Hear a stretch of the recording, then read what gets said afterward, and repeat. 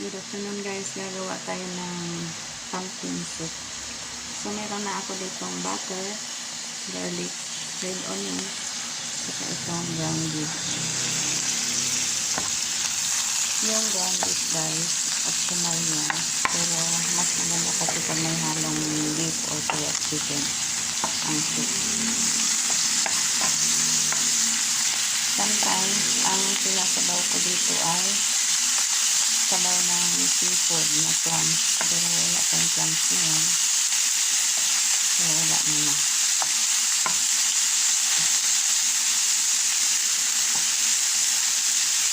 So, pwede na yung sa kumpihan guys. Lagyan na natin yung asin. Pagkadas ng asin. Tapos, magic sarap nito. Tapos, paprika powder. Paprika. Tapos natin natin.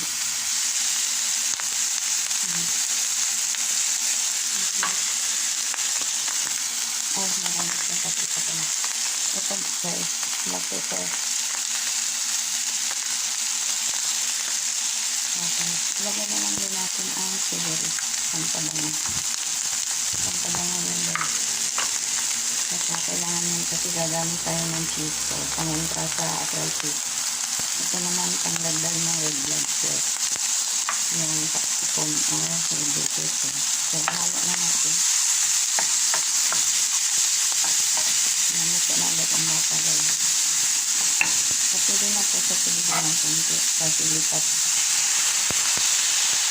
So, dito sa kabila guys, lagyan ko na rin ng tubig. Yan. Kulo lang yung kalabasa dyan. Ganyan lang karami ang tubig kasi ang isabaw niya sa kalabasa depende sa dami niya iinom ng pumpkin soup. And yung damihan kasi sayang lang kung matapon. So, ito lipat na natin.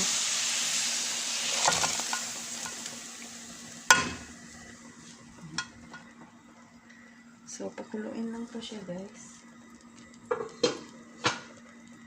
Lipat natin sa malakas na. Pakuluin lang yan siya guys hanggang sa maluto ang kalabasa. Tapos, i-blender yan siya kasama ang fresh milk at saka cheddar cheese. Ayan. Mamaya. Tapos, tikman nyo kung ano ng lasa. Tapos, may dagdag pa pala tayo dyan. Yung ano. Kasi baka hindi matamis ang kalabasa natin. So, lagyan natin ng konting brown sugar. So, tama na yan. Huwag dami-dami kasi. Naku, ang daming diabetic ngayon guys. Kaya ingat tayo sa asukal. So, that's it guys. I-pressure cook ko lang to mga 5 minutes. Tapos, i-blender ko na. Thank you so much guys for watching. Sana mag-subscribe po kayo. Thank you.